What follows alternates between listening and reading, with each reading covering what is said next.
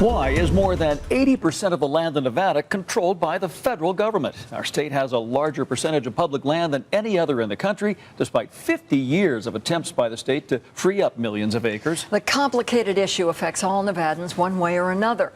All this week, the I-Team will explore the myriad aspects of the public lands debate, from mining and energy to endangered species and national defense. Chief Investigator George Knapp is here to start it off. Well, these issues have been simmering in Nevada a long time, but the pot sort of moved onto the front burner earlier this year when rancher Cliven Bundy defied the federal government and instigated an armed showdown in Bunkerville. Bundy sort of went off the rails by talking about social issues unrelated to public lands, but the questions he raised about federal stewardship of so much land in our state will be a top priority in both the state legislature and in Congress. Go home and get a job! BLM, go home! Hundreds of people were drawn to Bunkerville this spring for an incendiary showdown with federal agencies they despise, angry because of a long checklist of anti-government grievances. But at its core, this was about land. This is our land! I have been here longer, and my rights are all older than BLM even existed. Rancher Cliven Bundy says the land on which his cattle have grazed for decades does not belong to the feds. His defiance of federal court orders forced the debate about public lands onto the front burner. The stakes are as vast as Nevada's seemingly endless ranges. More than 40 million acres in Nevada are held by the federal government, and about 3/4 of that is by the BLM.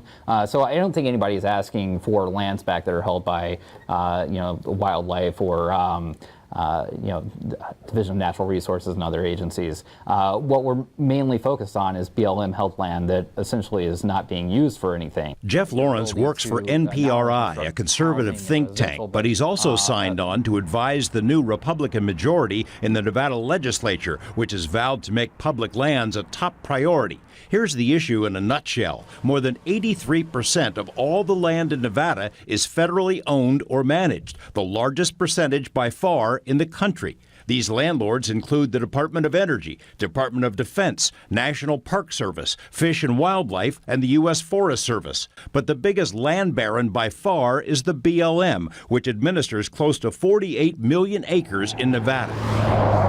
In some counties, the dominance is even more pronounced. 98% of the land in Nye County is federal, leaving little for the county's property tax rolls and severely restricting development. This is crazy. Public meetings with BLM often turn testy. Meet them at the county line. We all pack, we all carry. We got a big force here, a big force.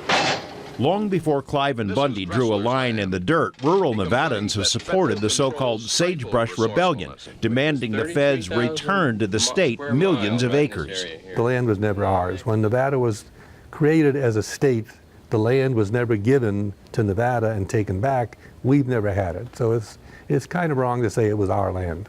Assemblyman Paul Aisley headed up a committee tasked by the 2013 legislature with studying public land issues. The committee mostly heard from ranchers, the loudest critics of BLM management. They'd like to see the BLM turn over vast holdings in Nevada to the state to manage or sell. Aisley and others warned the state can't afford to take on such a huge job. Fighting range fires alone would cost tens of millions per year. Supporters say the state could actually make money in the long run if given control.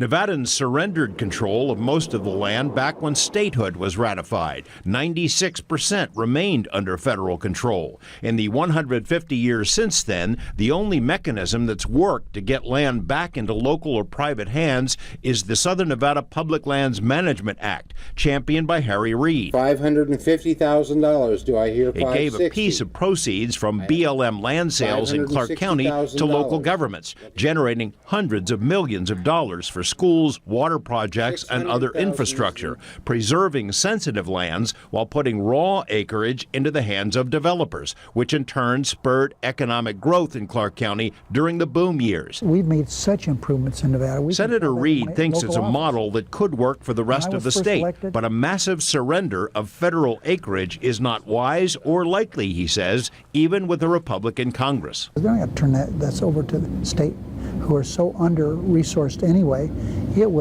All they would do is put it up for sale, and they would sell it to a bunch of rich people. and the stuff that wasn't very good, they would just leave it and it would be not taken care of. These are complex issues with many different interests and interest groups to balance.